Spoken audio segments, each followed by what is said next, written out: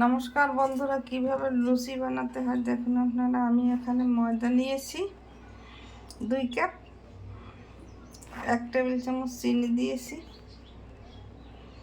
তারপর লবণ 1 চিমটি দিয়েছি, আর একটু খাওয়ার সোডা দিয়েছি। এটাকে ভালো করে এইভাবে করে মিশিয়ে এখন তেল দিয়ে দেবো 1 টেবিল চামচ। তেল দিয়ে এটাকে মিশিয়ে তারপর জল দিয়ে মাখতে হবে। 2 মিনিট পর ফিরে আসে। 2 মিনিট পর ফিরে এসে আমি ছেনে লুচির আকার ছোট ছোট গোলা করে নিয়েছি। এখন এটাকে বেলবো। 2 মিনিট পর ফিরে 2 মিনিট পর ফিরে আসছি। আমি লুচির আকার বেলে নিয়েছি। এখানে আমি কড়াইতে তেল দিয়ে দিছি 2 টেবিল চামচ।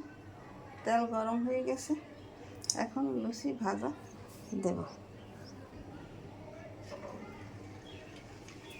2 মিনিট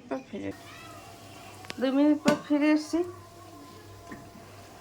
আমার ফুলকো ফুলকো লুচি ভাজা হয়ে গেছে। এইভাবে আপনারা ঘরে বানিয়ে তৈরি করে খাবেন। সুন্দর সুন্দর ভিডিও পেতে আমার পাশে থাকবেন। লাইক কমেন্ট শেয়ার দিয়ে ধন্যবাদ।